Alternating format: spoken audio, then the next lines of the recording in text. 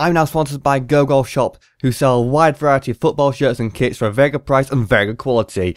Use the code HEPIC for 10% off, link in the description. Hey guys, how's it going? It's Hepic, the original creator of the FIFA 17 experiment YouTube series, and today Wenger has changed his formation to what you can now see on the screen. I got leaked yesterday, he sent me a little text message and there we go. He sent me this formation. He's going to do this for next season and we're going to see what happens over a few seasons or maybe one season depending on how it works out. But yeah, they've not done that well. They've done 5th place in the season and now they're not going to be in the Champions League. Like, how is Wenger going to lose to Bayern Munich this season or next season? How are they going to do that? How are they supposed to do that? It's heartbreaking. They can't get the top 4, which they've done it for so many years. So that's why Wenger's taken a new approach to football, going more central this time, not using his width and using his wide players. You're just going to go central, put them all down the middle, and we'll see what's going to happen. Will they win the league? Will they get top 4? Let's find out. So, let's just cycle through some of the players here. This is the best I can possibly find. I've put all the players and tried to put them in their positions if I can. Now, Eriksen gets top scorer for Spurs, Martial second, 6 behind Eriksen, and then Sanchez, he gets 16 goals, so that's not too bad, with Welbeck getting 13 goals, which again for a second striker isn't that bad at all. So combined with 2 players, they've got 29 goals, which is alright, I'm pleased with that really. And because Sanchez is a striker now, I thought he'd be a left winger, but no, he's actually a striker in the game right now with the new update. And yeah, he's played incredibly well this season, 16 goals. And then Ramsey gets most assists. Now, I thought this would happen. I actually thought that Ramsey would get, or not Ramsey, but an Arsenal player would get the most assists because, like, all they have to do is pass in a straight line. And if you think about it, a lot of teams play with, like, 4 in midfield sometimes, so, or 2 in the centre of midfield, so there's going to be a little gap between them two. You just ping it up and down the pitch from your centre-back straight up there. There's nothing they can do about it. It's straight through, with all those midfielders, straight through to Sanchez or Welbeck. And it's going to be a goal every time. So also, Sanchez and Welbeck get 7. So they've also had a big part to play in the assist this season. That also means that the players behind must be moving around a lot, because if you're right at the top, then the players behind must be moving and making runs in front. So they've obviously been quite movable on off the ball. So Cech gets the most clean sheets for Arsenal. Not in the league though. Lloris gets that, 2 ahead, but that's not bad either. And he did start off injured. Cech did start off injured in this game, in this season. So yeah, you wouldn't expect him to play every game. Another keeper probably came in. Who would that be? I don't really know. Probably Ospina. But 12 clean sheets for Cech is a decent total there. Should be pleased with that, Cech. Now looking at the yellow cards, and I cannot see any Arsenal player getting a yellow card. Okay, I was expecting a few, but no, they've been very disciplined. Now we look at the red cards, and me gets the most, but where's Arsenal? They're not on here. Now I imagine they've probably got at least 1, but they won't be on this list. They'll be down, because the way it just orders them, they'll be a bit further down, but I imagine they'll got at least 1 during the whole season. So now looking at the team stats, and this is it. So Sanchez gets the most appearances alongside Ramsey, Coquelin, Xhaka, El Neni as well. He's only 77 rated, I think. And he was, I think he's the worst player for that position, the CDM role. And he manages to get a load of appearances there, as well as Koscielny getting 38 as well. So a lot of players played a lot of games, which is nice to see. Everyone's getting involved.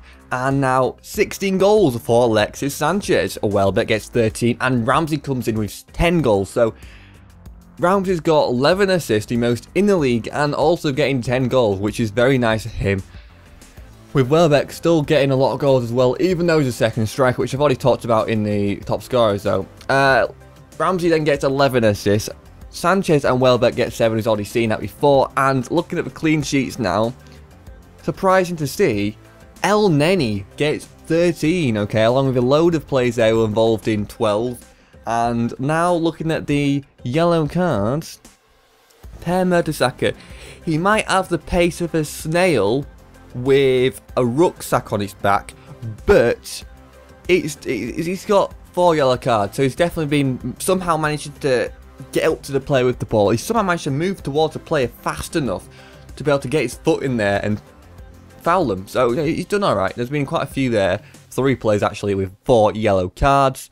And looking at the red cards now, so I was expecting there to be at least 1 red card. We didn't see that before because it only goes to top 15 unless I scroll back down. I didn't do that. But 1 red card.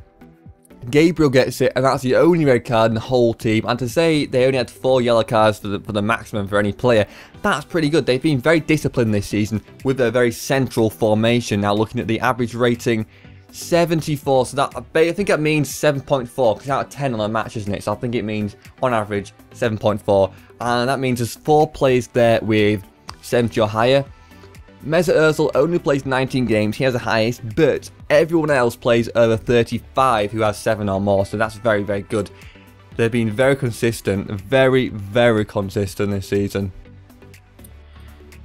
The league table, Arsenal win the league, but it's very, very close. Look at that, Arsenal 79 points, Spurs 79 points, Arsenal 37 goal difference, Spurs 37 goal difference. But Arsenal win by 3 goals. They managed to score a hatful of goals, getting 70, the most in the whole league, which means they win the league.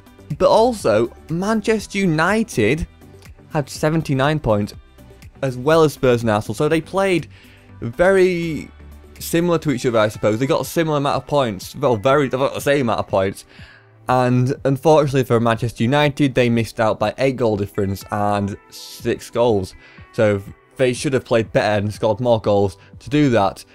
But then Chelsea, they get the same amount of points as Everton, so unfortunately for Everton, they missed out on goal difference to get into the top 4, a very tight top few teams there, and Arsenal winning the league with a very centralised formation. Like, I was not expecting them to do this. I was expecting Arsenal to come like 14th, 15th and really struggle. But no, they did really well. Like, anyone down the width there, anyone down the wing should be able to just be creative and score goals. You really, if you got players on the centre, if you go down the wings, you're going to be pulled out and you're going to be leaving space in all sorts of areas. But Arsenal managed to stay quite tight, only conceding 33 goals, and they did a pretty good job of being very consistent, getting 23 wins, 10 draws and 5 losses.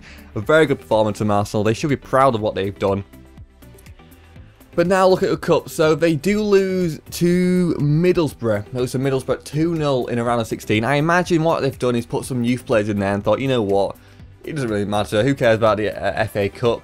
What we'll do is just go and put in a lot of youth players and make sure we win the league. And Stoke actually beat Middlesbrough. So Middlesbrough get to the final and Arsenal lose them. So all in all, it's not actually too bad if you look at it that way. But they do a bit better this time. They do lose to Spurs, even though they draw, they must have lost on penalties or something like that. But 2-1 to West Brom to win it. So West Brom win the EFL Cup and Arsenal come in the semi-final, which is not too bad at all.